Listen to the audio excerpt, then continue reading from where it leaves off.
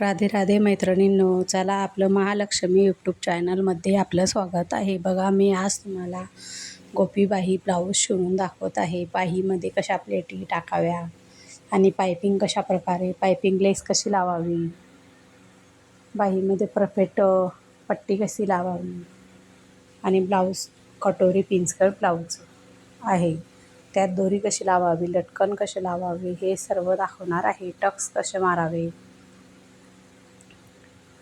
गळ्याला piping न करता piping पट्टी कशी लावावी, एकदम सोप्या पद्धतीने मी तुम्हाला आज ब्लाऊज दाखवणार आहे. बघा, ब्लाऊज माझे किती एकदम फिनिशिंगमध्ये आहे. अशा प्रकारे कटोरी पफ एकदम पिन्स कटोरी पफ एकदम मस्त आलेले आहे.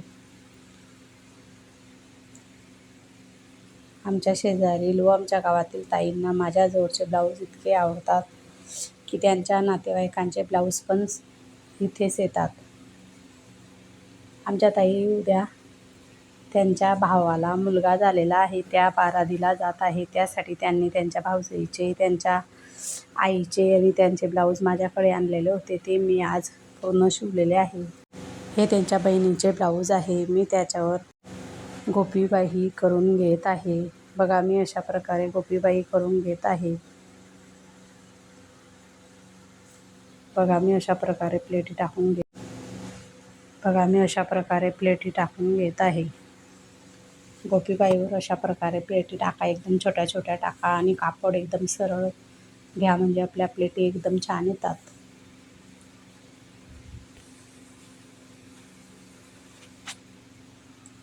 एकदम अशा प्रकारे प्लेटी टाका की आपल्या ब्लाऊजच्या प्लेटी एकदम मस्त आल्या पाहिजे. एक एक प्लेटी एक एक वेगळी वेगळी प्लेट दिसली पाहिजे. बघा, मी तर अशाच प्लेटी टाकून घेते. मी जे शिवलेले गोपीबाईचे ब्लाऊज आहे ते एका ताईने बघितले की लगेच दुसरी पण माझ्याकडे येते की ताई, मलाही अशीच गोपीबाई शिवायची आहे. आज मी गोपीबाईचे 3 ब्लाऊज शिवलेले आहे, पण बाकीचे ब्लाऊज मला अर्जंट होते म्हणून मी ते त्यांना देऊन टाकले, कारण मला टाईमच मिळाला नाही व्हिडिओ करायला.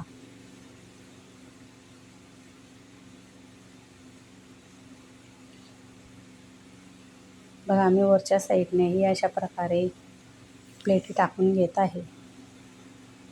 एक एक प्लेट जशी खालती आहे तशीच वरच्या साईडनेही आपल्याला प्लेटी टाकून घ्यायची आहे.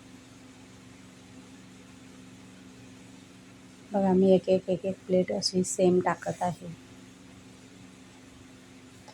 आमच्या ताईंना सकाळीच मोराड एसटीने गावाला जायचं आहे, त्यासाठी मला ब्लाऊजचे आजच पूर्ण करून घ्यावे लागले. मी त्यांचे गोपीबाईचे 3 ब्लाऊज शिवलेले होते, पण 2 ब्लाऊज मी त्यांना आधीच दिले आहे. हे ब्लाऊज त्यांना सकाळी जायचं आहे, त्यासाठी मी आता पूर्ण करून घेत आहे. बघा, किती छान प्लेटी वाटत आहे. अस्तींच्या वरील कापड आता आपल्याला शिलाई टाकून कापून घ्यायचं आहे. बघा, अशा प्रकारे अस्तीचा कापड कापून घ्यायचा आहे. बघा, किती छान वाटत आहे.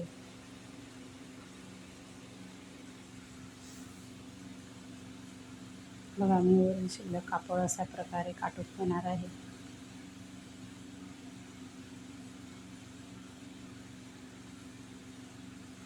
व्यवस्थित बाही काटून घ्या.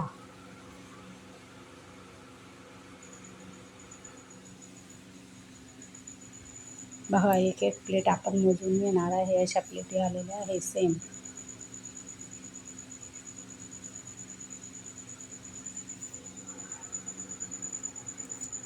बघा, मी अशी लांब पट्टी साडीच्याच कापडाची पट्टी काढून घेतलेली आहे व ते दुम्मत करून घेतलेले आहे. सेम आणि दुम्मत करून जर पट्टी लावली तर आपली गोपीबाईवर पट्टी एकदम छान येते. आणि साडीच्या कलरची पट्टी घ्या म्हणजे एकदम भारी वाटते. बघा, मी अशा प्रकारे पट्टी करून घेतलेली आहे. ह्या पट्टीने आपले ब्लाऊज एकदम फिनिशिंगमध्ये दिसते. बघा, माझ्या दोन्हीही बाह्या तयार झालेल्या आहे. आता मी गळ्याला पायपिंग लेस लावून घेणार आहे. बघा मी अशा प्रकारे पायपिंग लेस लावते. माझी पायपिंग आधी लावताना गोडा वाटते, पण नंतर मी जे ट्रिक वापरते त्याने माझा गळा एकदम शेपमध्ये येतो. बघा मी अशा प्रकारे पायपिंग लावून घेते आणि नंतर मग त्यामध्ये जे डबल शिलाई टाकून घेत आहे. बघा मी डबल शिलाई टाकून घेत आहे. मी अशा प्रकारे डबल शिलाई टाकून घेत आहे.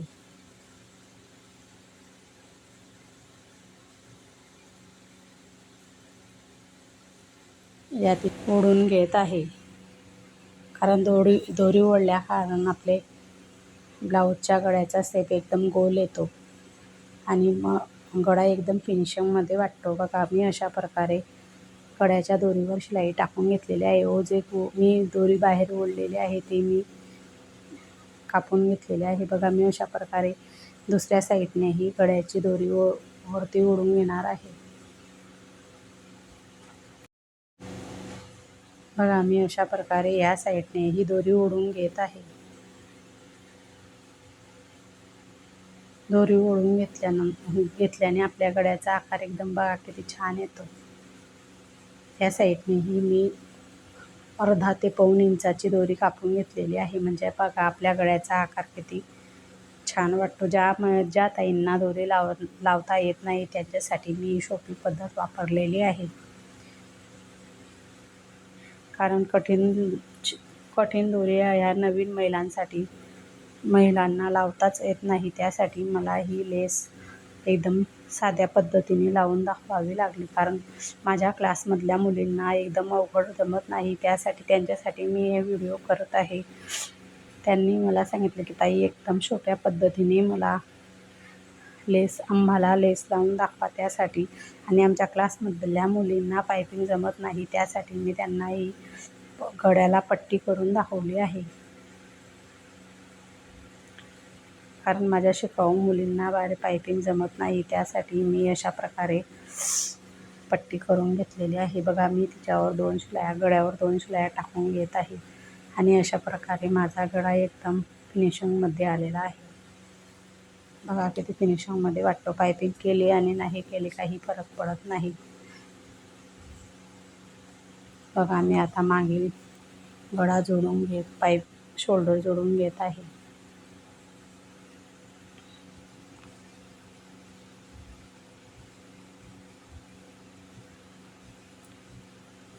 शोल्डरवर डबल शिलाई टाकून घेत आहे.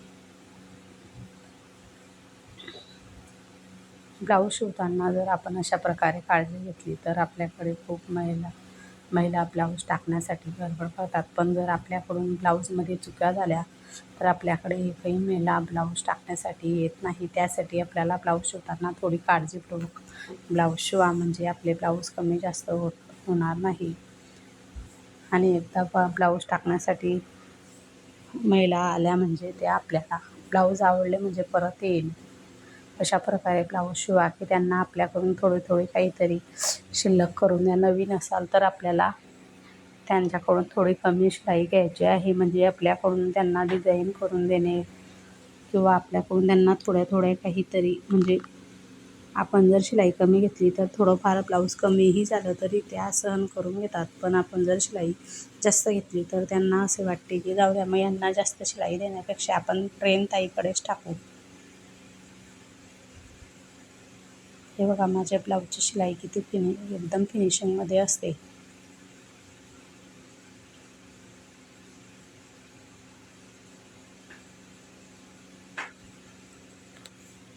माझ्या ब्लाऊजची फिनिशिंग इतकी मस्त आहे. बघा मी आता तुम्हाला फिटिंग करून दाखवणार आहे. बघा मी अशा प्रकारे वरच्या शिद्या साईडने एक शिलाई टाकून घेतलेली आहे.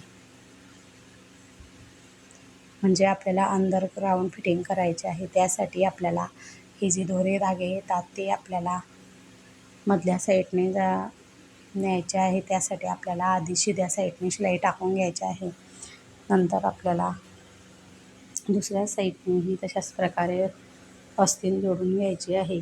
बघा मी अशा प्रकारे अस्तीन जोडून घेत आहे.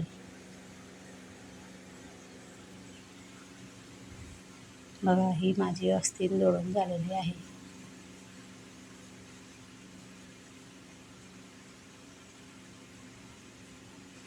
बघा, मी आता तुम्हाला या साईडनेही फिटिंग करून दाखवणार आहे.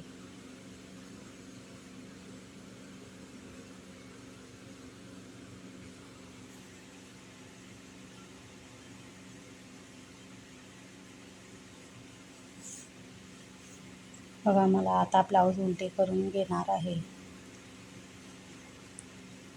आपल्याला मापाच्या ब्लाऊजहून अशा प्रकारे ब्लाऊजची अस्तीन ठेवून शिलाई टाकून घ्यायची आहे.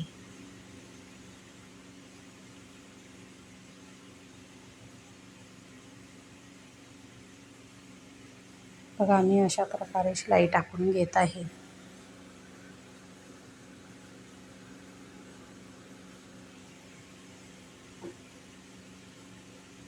बघा, मी ब्लाऊजची फिटिंगमध्ये एकदम सरळ शिलाई टाकलेली आहे.